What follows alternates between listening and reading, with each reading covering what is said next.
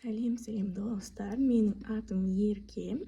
Сіздермен бүгін біз кейін шертетін боламыз. Кейін шертпес алдын сіздер маған подписаться етіп, лайк басып, комментарий жазып белсенді отырыңыздар.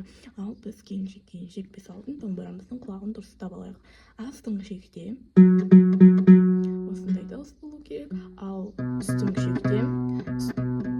шекте осындай дауыс болу керек. Ал сіздер байқағандарыңыздай астыңғы шек бөлек қаттылау болу керек, ал үстіңгі шек кішкене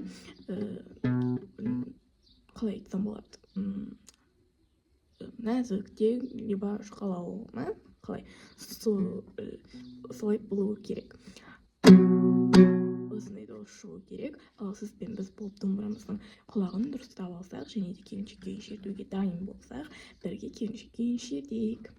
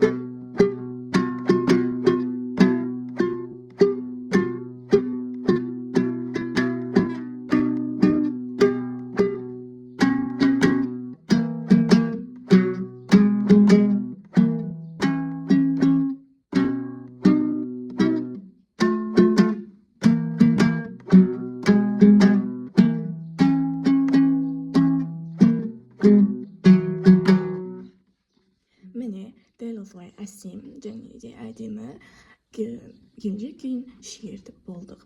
Ал келіншек күйін шертіп болғаннан кейін сіздерге ұнаса коммент жазып, лайк басып, менің каналыма тіркеліп кетіңіздер. Себебі мен басқа да күйлерді өзімнің каналыма жүктеп отырамын, және де сіздерге келіншек күйін қалай шерту керектігін, үйренгілеріңіз келсе қалай үйрену керектігін комментке жазыңыздар. Үйренгілеріңіз келсе, мен келесі видеода туториал саламын. Бізде келіншек күйінде бірнеше қатарға бөлінеді. Сол қатарларды, если сіздер үйренгілеріңіз келсе, мен бір қатарлап, екі қатарлап, үш қатарлап бөліп, неше түрлі бөлімдерге салып, қызықты қылып, сіздерге түсінікті қылып салуға тырысамын. Ал сіздермен болған мен Ерке.